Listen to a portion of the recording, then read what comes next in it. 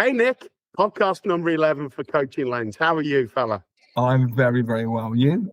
I'm good. I know you don't like me to say anything that places this podcast in space and time, but we had a great Christmas party this week, didn't we? We did. Funny. Creating memories, as it should be, mate. Creating memories. Well, it's lovely to have Matt Coldry here with us. Hi, Matt. Hiya. How are we doing? Oh, great, superb. Brilliant to have you on the podcast. Really excited to talk to you and learn more about your looking through the lens of coaching. So let's dive straight in. Let's do the intro. So introduce yourself to the viewers. Cool. So I'm Matt Coldry. I've got a background in coaching and academia, which I've recently left to go out on my own as a consultant. And I specialise in all things EDI, reflection, but my main focus is neuro-inclusion. So looking at neurodivergence, mental health, and how to create environments that are conducive to include people with that sort of neurodiversity that we see naturally in the world. Fantastic. That sounds like really interesting stuff. And I've got a few questions for you around that. What gets you out of bed in the morning as a coach? Because we always ask this question of everybody. What is it that really gets you out of bed in the morning? Yeah, and this is something I sort of think long and hard about. And what I've realised through my own reflections is I'm really values driven. And that's my purpose in life, is around helping people to live happy, healthy lives at the sort of the top end of that sort of the overall aim. But through my life, I've experienced sort of discrimination and ableism that's really held me back as somebody that's neurodivergent. So I'm really passionate about being able to create a world where people like me and people not like me feel as though they belong. And effectively, that's what gets me out of bed and makes me passionate about the work that I do.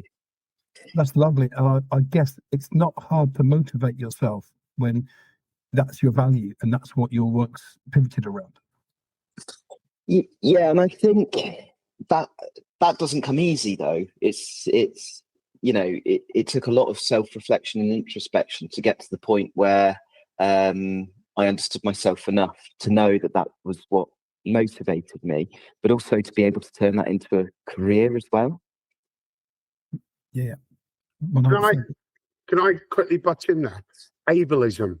What does that mean? Yes, sorry, I love a bit of jargon. Like I said, background in academia. So ableism is just like any of the sort of isms, so like racism, sexism.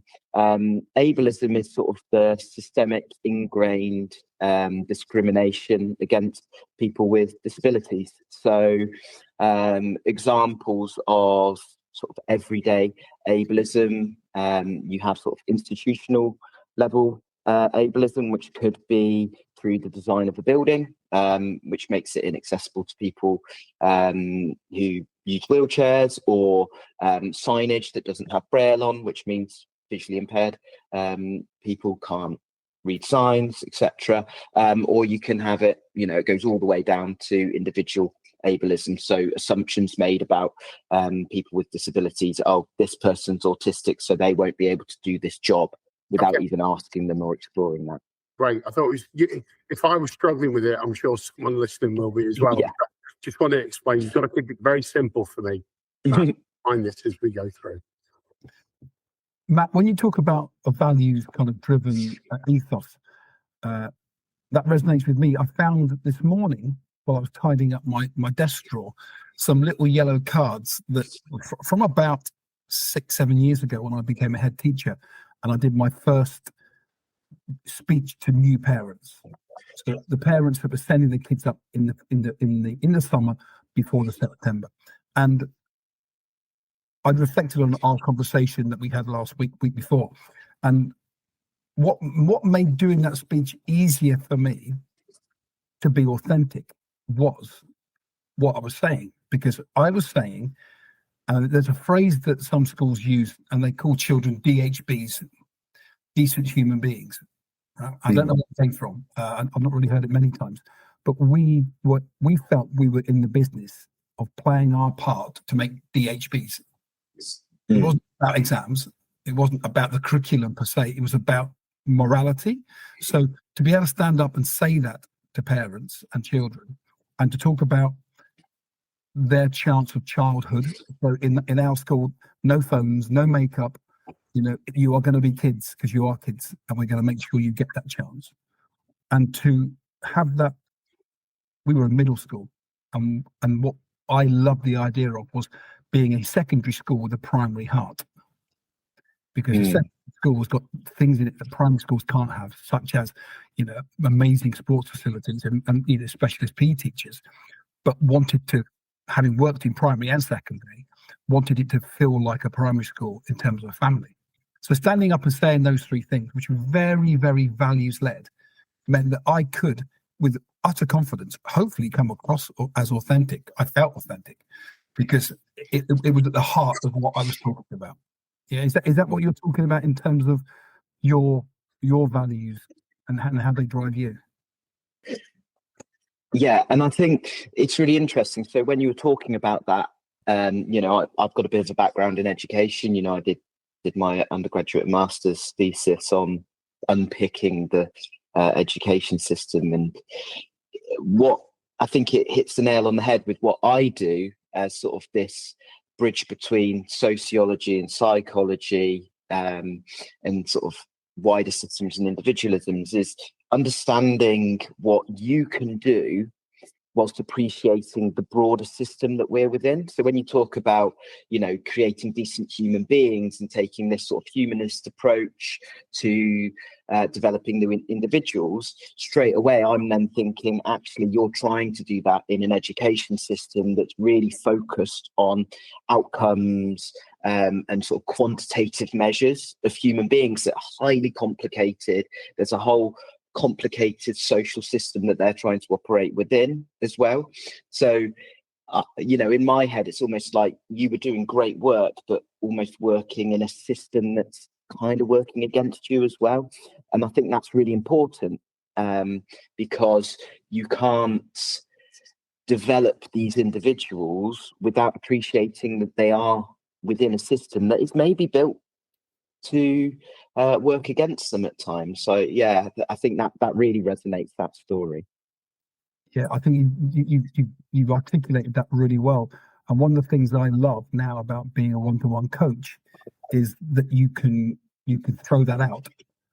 And the idea that as teachers we were forcing children through the sausage machine, turning the handle, but actually while we were doing that, we had other objectives that weren't measured, that weren't even recognized, sometimes not even valued. Ofsted certainly didn't seem to pick up on some of them when they came to visit. It's great as a coach now, isn't it, to be able to do it person-centered.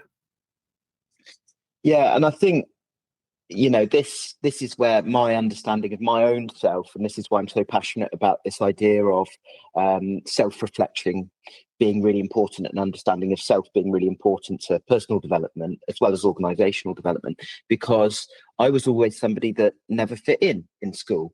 Like later in life, I found out that was because I had undiagnosed ADHD, and actually the system was built for people who aren't like me, so neurotypical, for example. So that's where actually my lived experience is quite useful in terms of understanding how systems interact with individual, and that individualism as well. So again, everything you're saying really resonates with me, and sort of how that institution of education is kind of built, and actually how then releasing yourself from that, maybe that institutionalized control, becoming that coach and becoming a coach is really liberating on a personal level.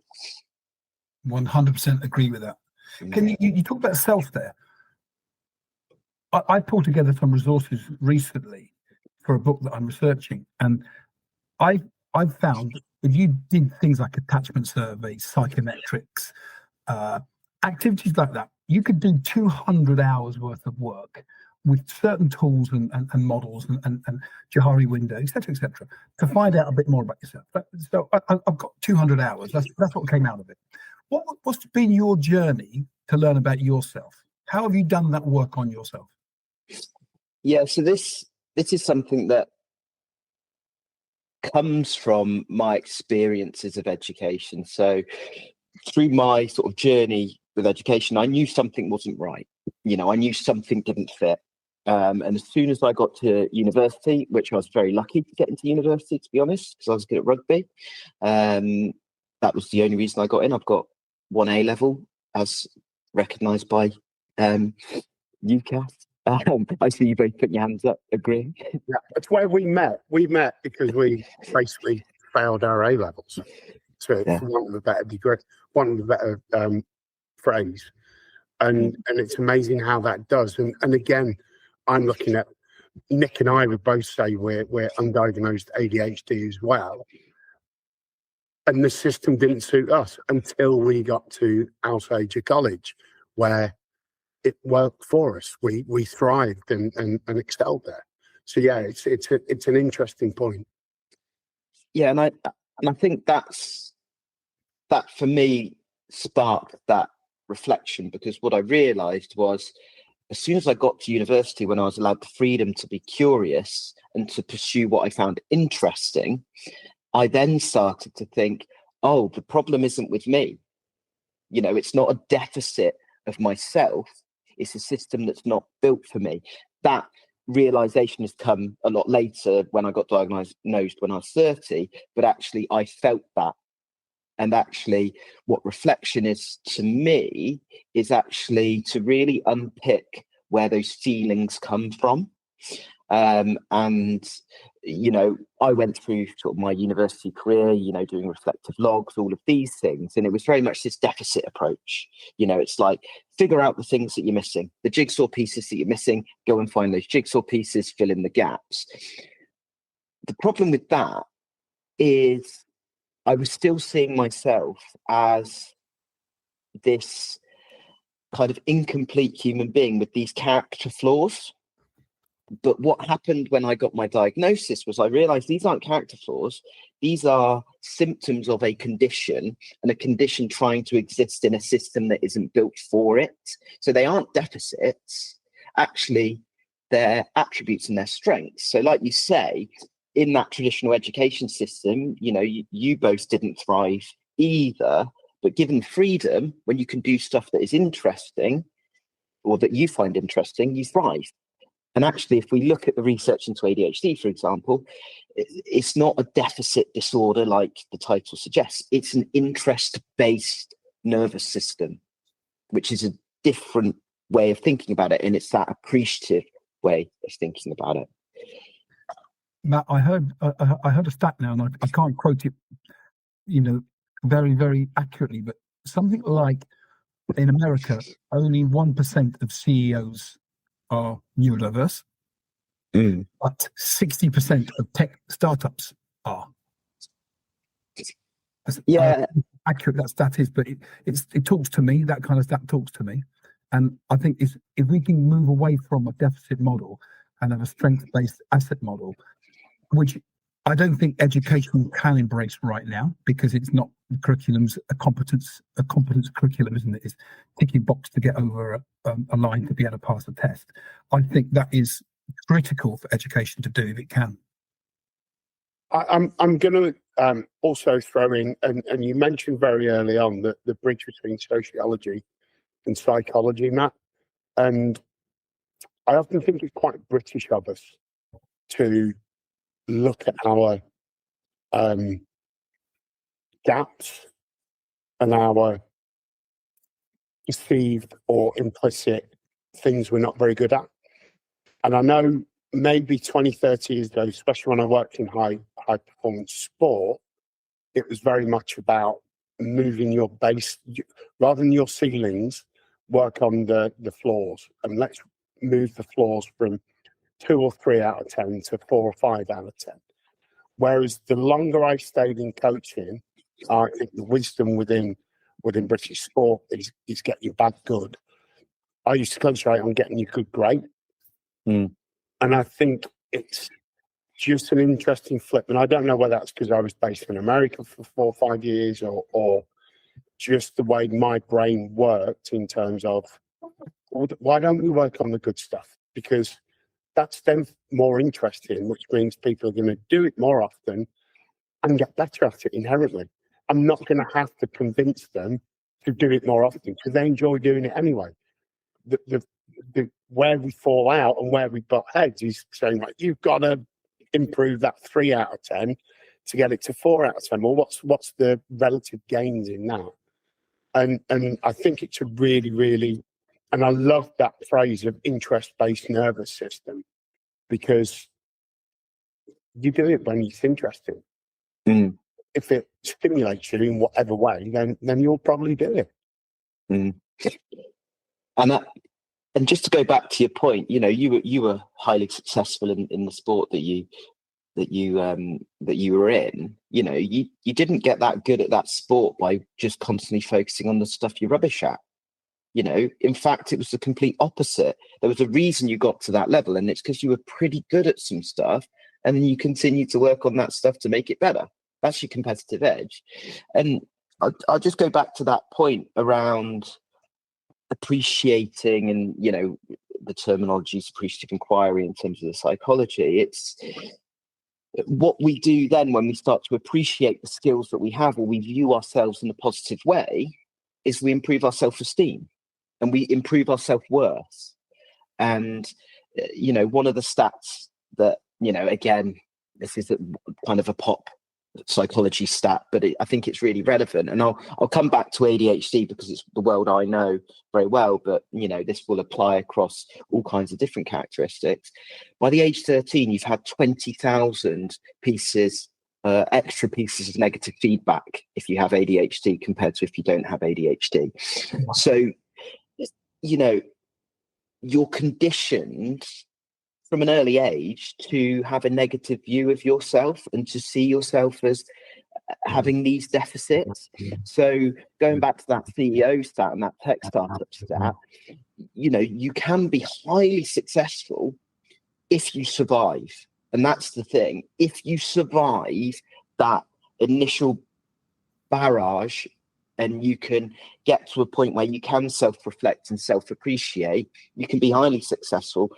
But it's a fight and it's a battle. And that's why neuro-inclusion is so important to me and the core of the work that I do, because I know what a hugely positive impact creating that neuro-inclusive environment can have, but also what a devastatingly negative impact creating a sort of a neuro-exclusive or neuro-supremacy is the word that I saw, environment can have. Some of that language is pretty toxic, isn't it? Talking about feeling incomplete and having to survive and battles. That's bad. It's something that needs real effort right now to make a difference, doesn't it? We had a Nita Patel on our podcast a while back, who's a coach and neurodivergent coach, and really, really interesting. And can you remember what the symptoms were for you of being incongruous, in being this square peg in a round hole? Because I know that as a head teacher, when I burnt out, and I did burn out, Matt, if I look back now, I didn't do the reflection at the time. I should have. I didn't have a coach. I should have, but I didn't.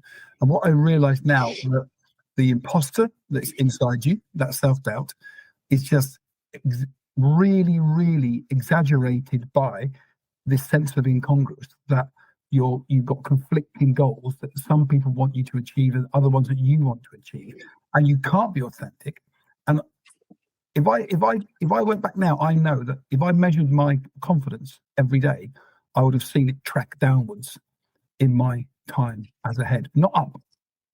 If I didn't trust me as a head, I would have tracked my confidence downwards, and that did have a significant contributory factor to my burnout.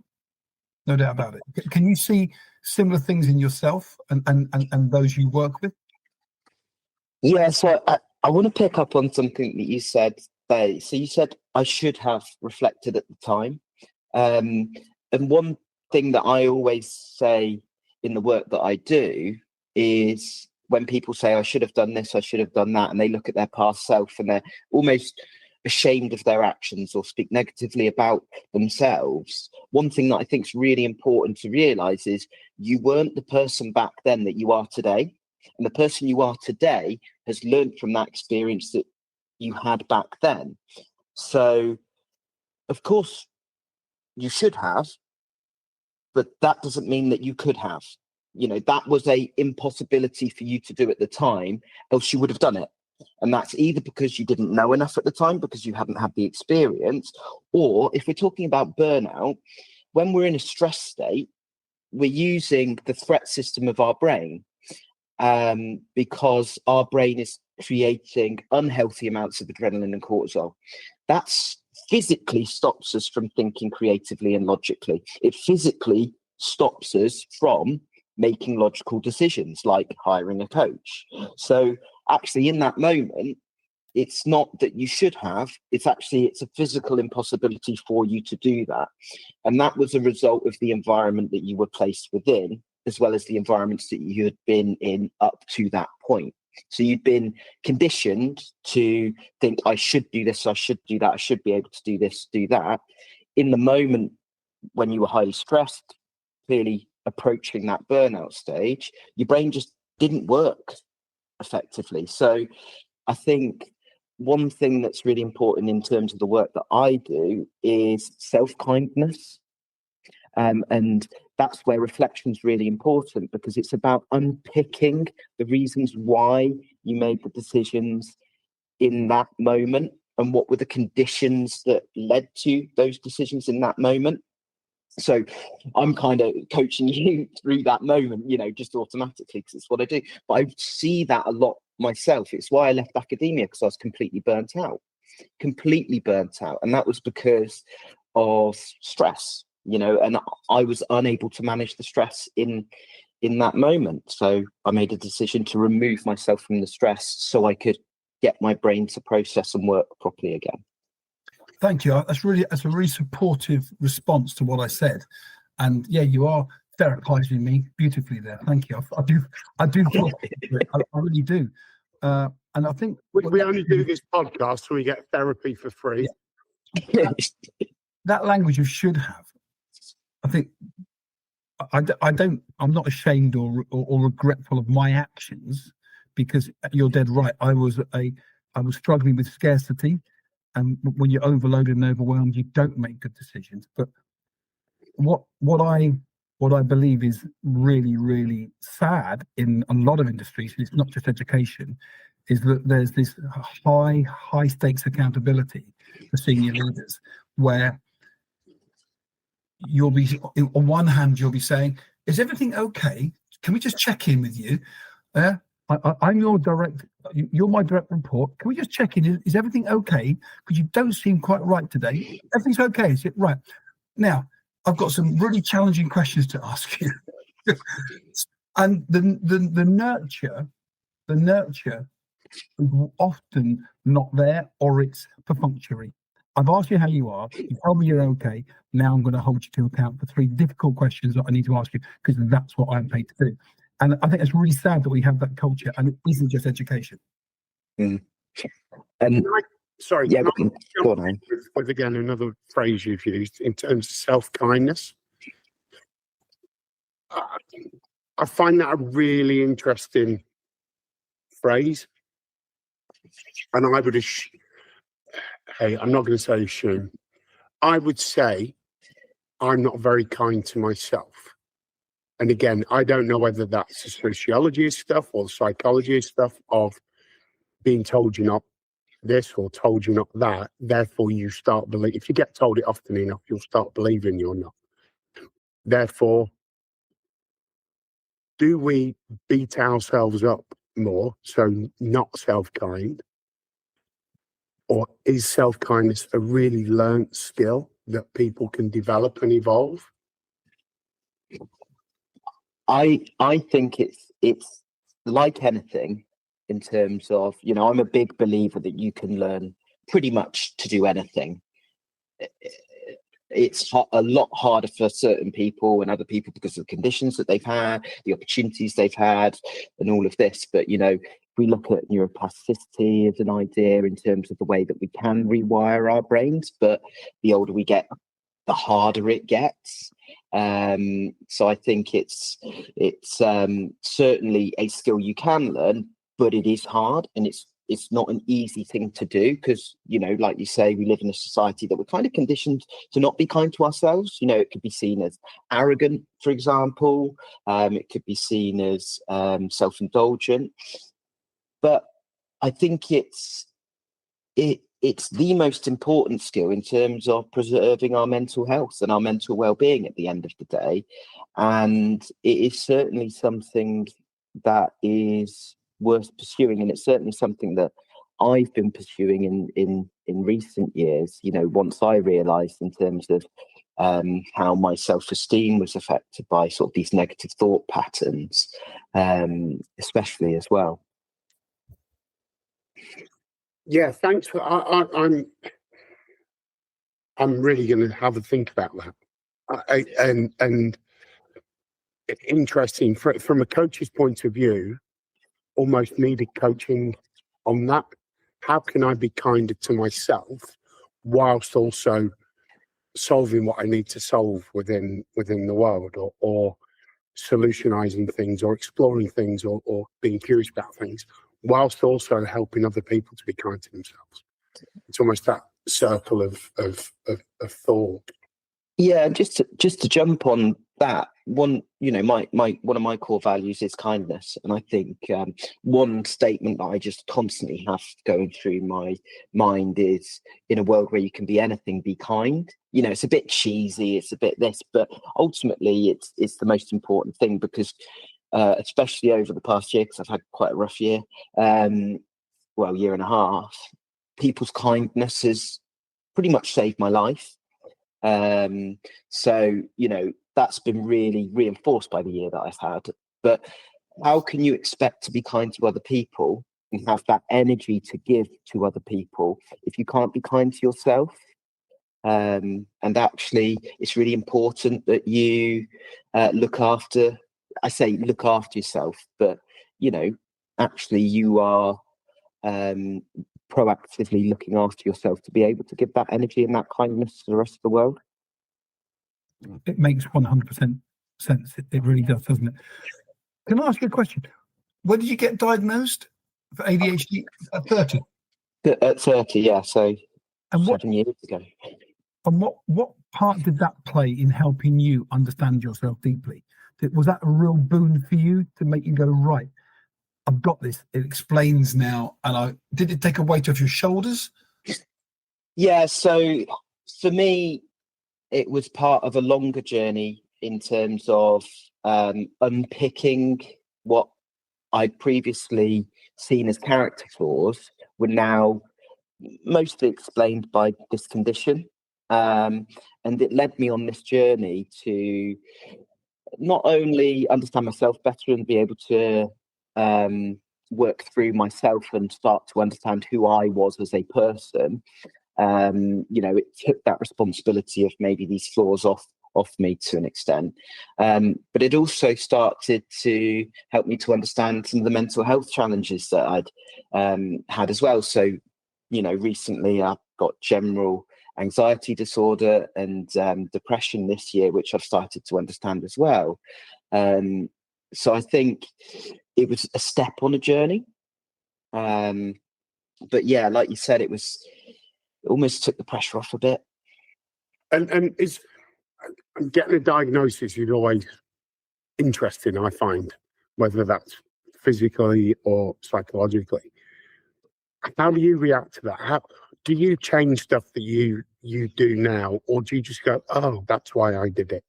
Or do you flip it 180 and go, right, I'm going to use this to do things differently now, but now I've got a justification for that?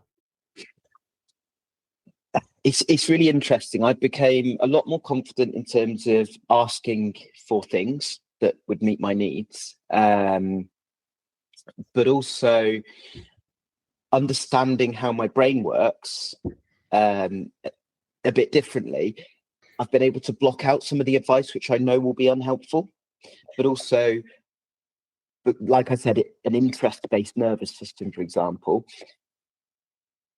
because I understand that, I can do stuff and work in a way that works to that kind of fundamental need that my brain has.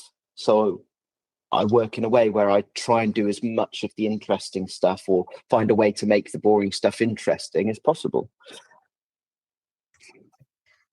Matt, time's running away with us, and it wouldn't be right if I didn't ask you this next question, because this is about coaching. So I'm going to put you on the spot here, and we haven't rehearsed this.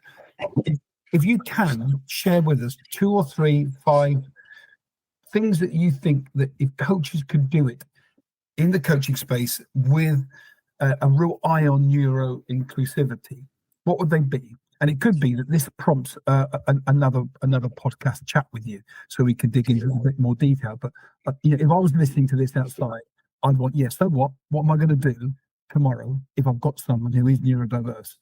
What would be your top? So I guess the top thing is to understand that neuro-inclusion isn't just about including people that are neurodivergent.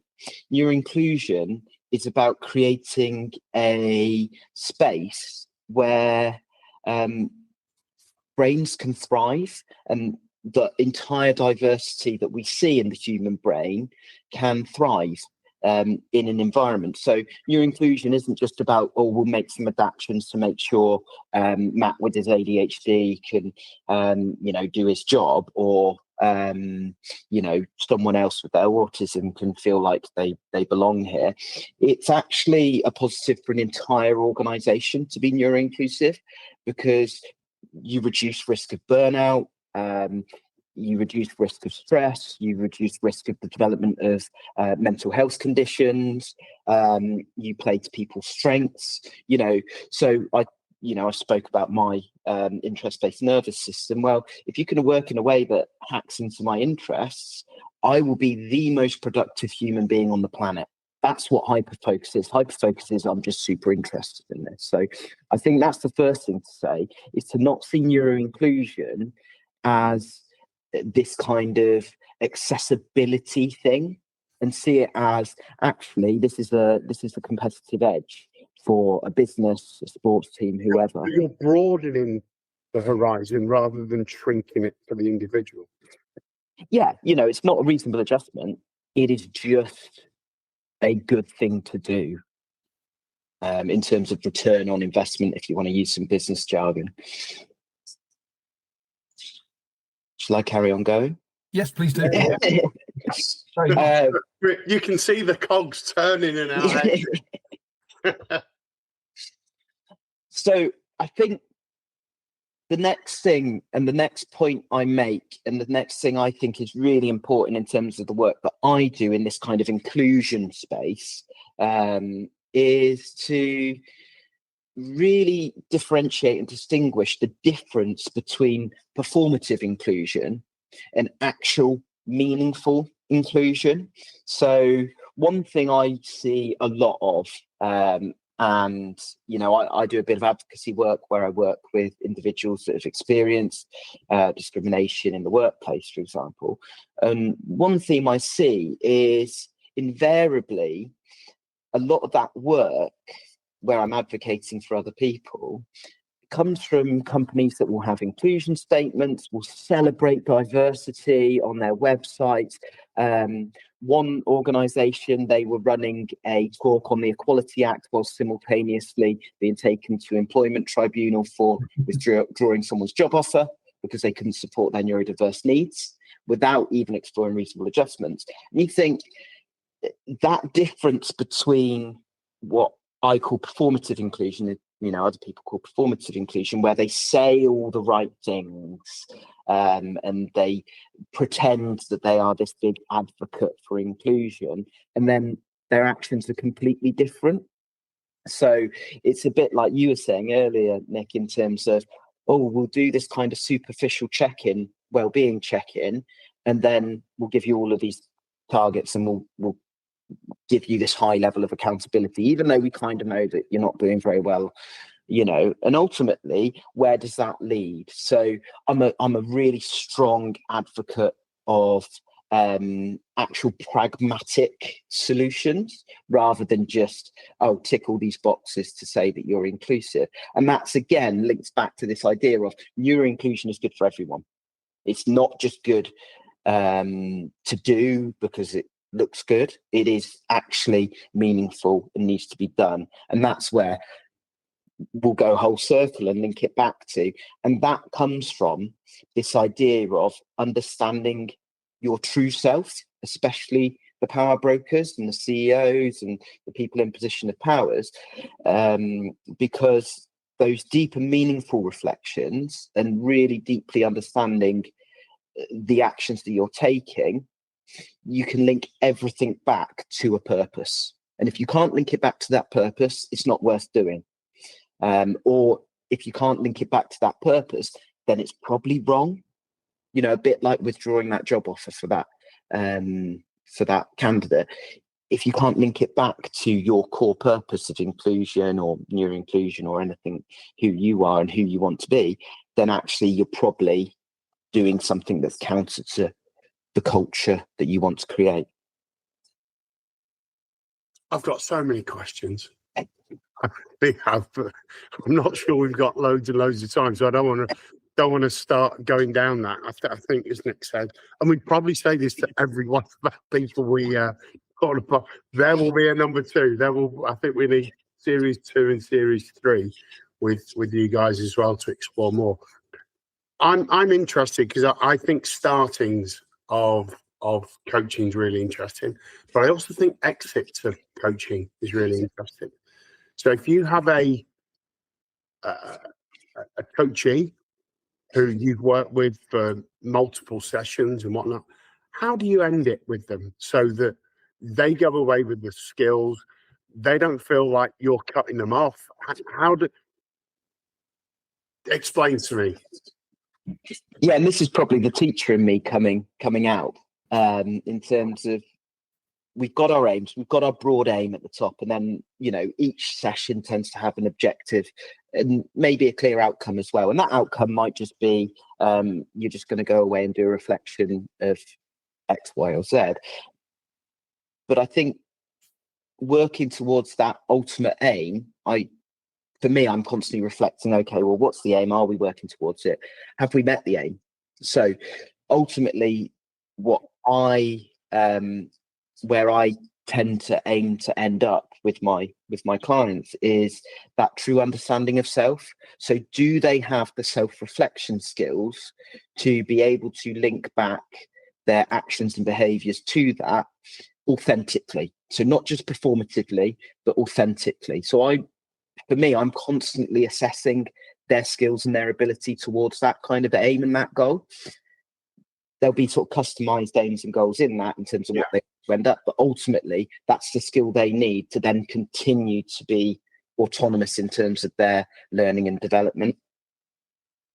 Nice. Okay, I'm going to start to pull us back together because we've taken enough of your time already, Matt. It's been really interesting. You off camera, off interview, off recording. Off recording, off recording. We talked about metaphors, and Alan is obsessed with coaching metaphors, and I love my metaphor. Mine, Matt, is as a coach, I walk alongside my coachees, just behind them, and every now and then just tap them on the shoulder and ask them a question. Okay, so that's my model. But what I've got from you, and you kind of said, I'm not sure I've got a metaphor, but you've got a mantra there that I love, that you said, and it comes out in almost everything you say, about in a world where you can be anything, be kind.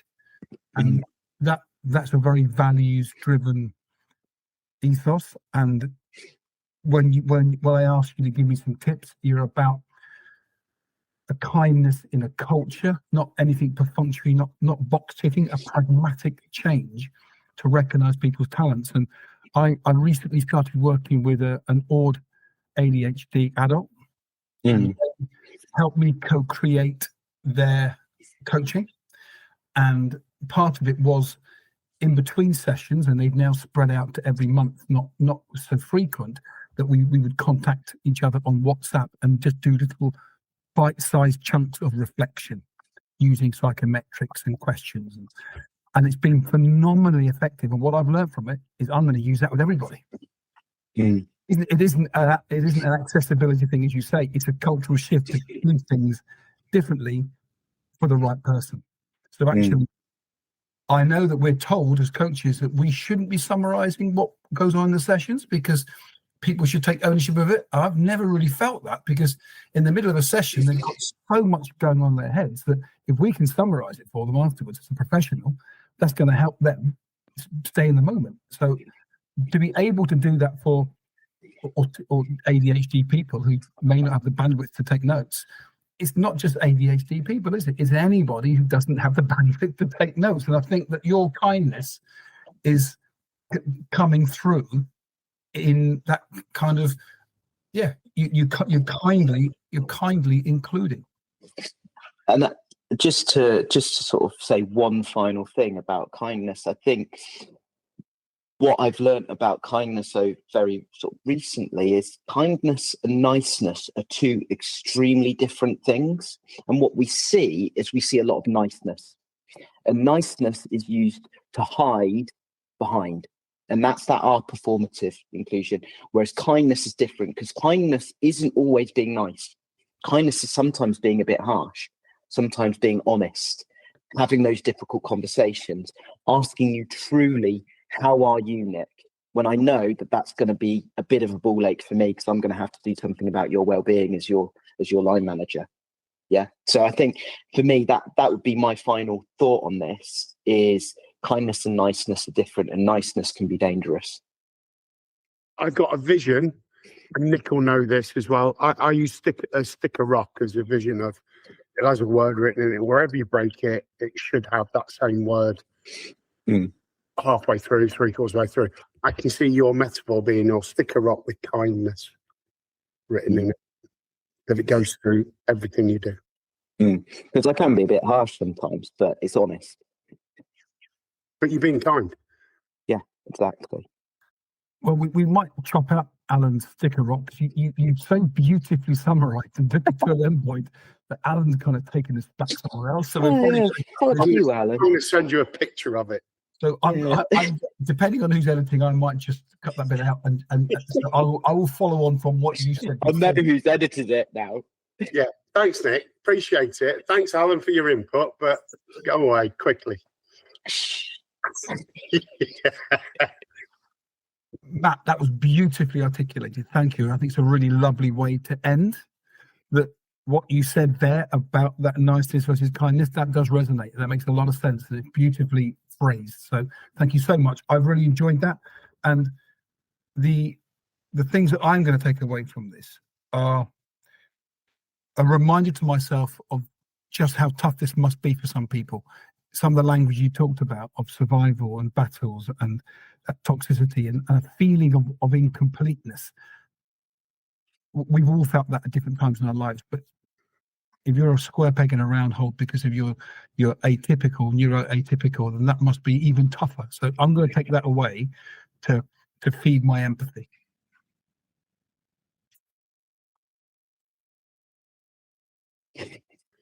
Matt, on behalf of us here at Coaching Loop, thanks so much. That was again, one of the reasons for starting these podcasts is for our own learning and our own informal CPD, for want of a better phrase. And we will, and we've said this a number of times, but we will take this back into our day-to-day with what we do in terms of qualifications, how we set them up, how we don't set them up, how we manage them, and how we have people in. And I kind of, in my mind, gone, we need to not do unto people, but people do to us. And I think that's captured that really, really nicely. And I'm so glad on the fourth go of asking, we've managed to do this now.